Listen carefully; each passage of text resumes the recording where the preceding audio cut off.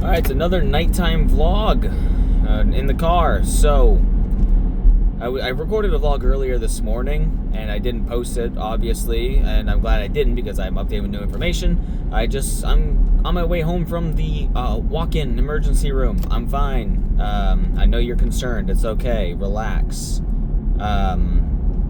I basically, like, my legs are still itchy. I went in there for the rash. I called my doctors today, and they're just like, yeah, I don't know, go into urgent care or like the ER walk-in and have them do an evaluation. I'm like, okay, I guess I'll do that.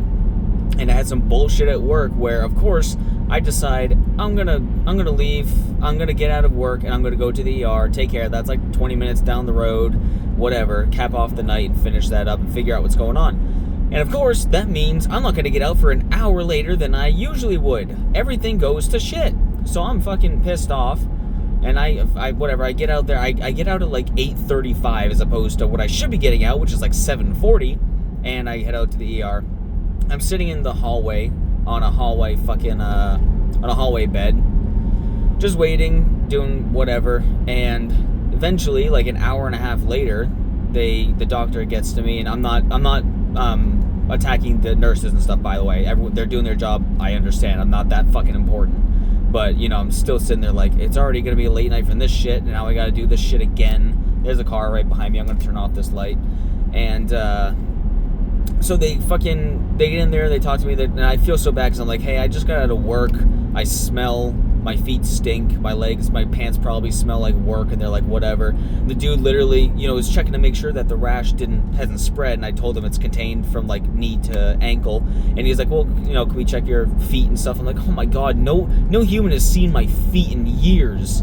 Christ. So I take my fucking socks off, and I got black stuff on my feet from, like, you know, my black socks, little lint and shit. This car is right on my ass, by the way. You need to back up. Traffic's going slow in front of me, so the dude, and he looks at it, and he's checking to make sure there's no rash spreading. It's all fine. I can smell my feet. I'm apologizing. It's like, it's okay. My feet stink too. It's whatever. And I get it. They're doctors. They're nurses. They've seen it all. But, you know, you still feel embarrassed, whatever.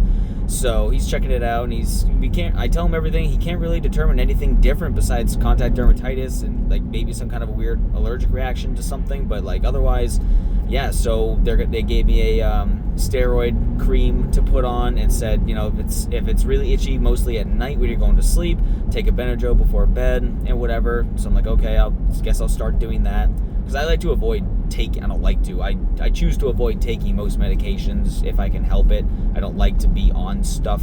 So and the whole time out in the hallway, or half the time out in the hallway, some other person gets put in another bed down away from me.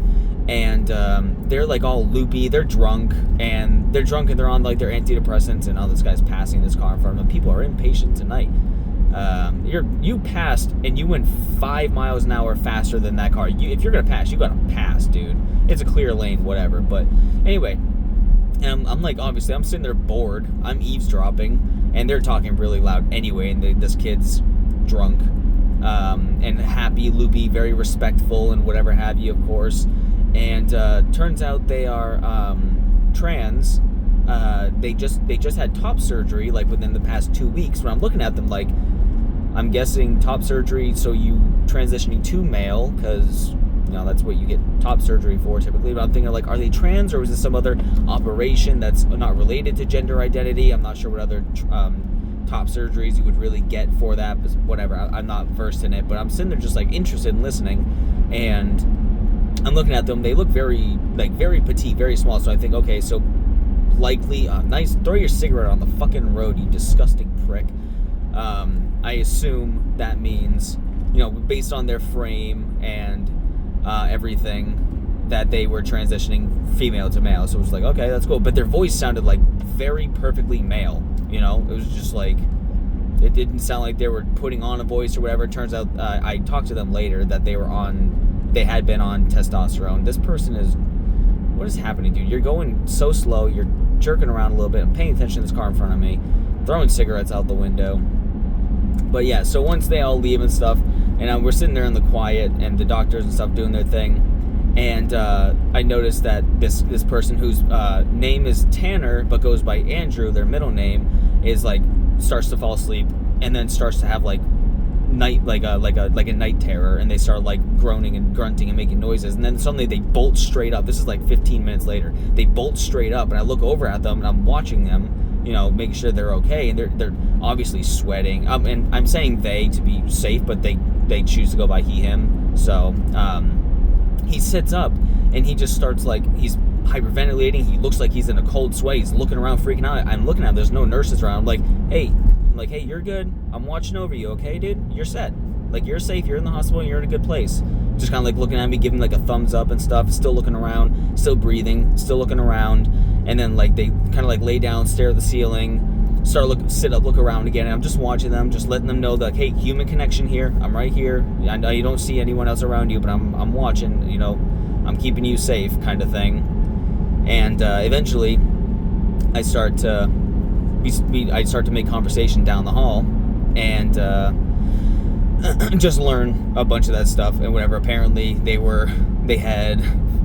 learned a lot. I'm not going to get into it, but just like, holy shit, like, man, we are living different lives, obviously, but like fucking cocaine and all this other stuff, trying to marry a woman who's getting divorced to be with Andrew, this person, and just like, okay, you're 26. I confirmed, because they looked very young. So I'm thinking about all this, like, you look like you're 17 or 19, and you're talking about all this. So I was like, just out of curiosity, how old are you? And they're just like 26. So I went, okay. So whatever. It was a very interesting conversation, and then eventually kind of got saved from that, because I was like, this is good, but I'm already tired. I don't feel like doing social, and I think I'm running out of things to relate to, and I didn't have much to relate to. We were talking about self-tattooing and stuff like that, and so eventually they asked for the phone so they could call their roommate and figure out what they're going to do and everything like that. So, man, that was a wild thing. So anyway, and then finally my nurse comes back.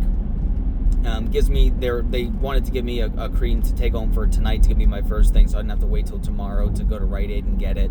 And she gives me the cream, goes over a few more questions, takes vitals again, everything like that, and I'm on my way, finally. And on my way out, Andrew is laying down, like dozing off again, fully like basically asleep, twitching again. And because I guess, you know, they were on their antidepressants, they were on whatever medication they were taking for the surgery, and they had drunk like most of a Jack Daniels and in the bathtub and were covered in their own puke, with the ambulance guys dropped them off. So he wasn't covered in his own puke, but like that's how they got him, cleaned him up, brought him to the hospital and stuff. So going through it. And yeah, so on my way out, I look back at my nurse and I'm like, hey, tell my friend I said goodbye, okay?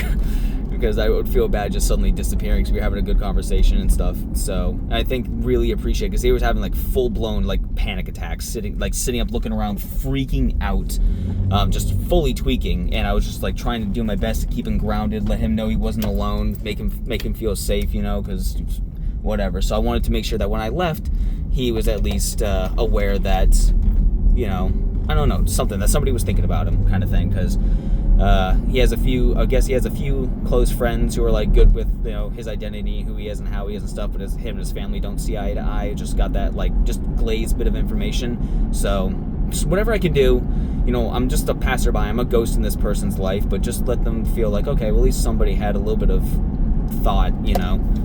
I'm gonna stop and get my fat ass some fucking McDonald's, because I haven't eaten anything in like 9 hours. So, and this car can finally get off my dick. They weren't riding my dick, everybody was going slow. So anyways, yeah, that's that. Update for you. Interesting, fun.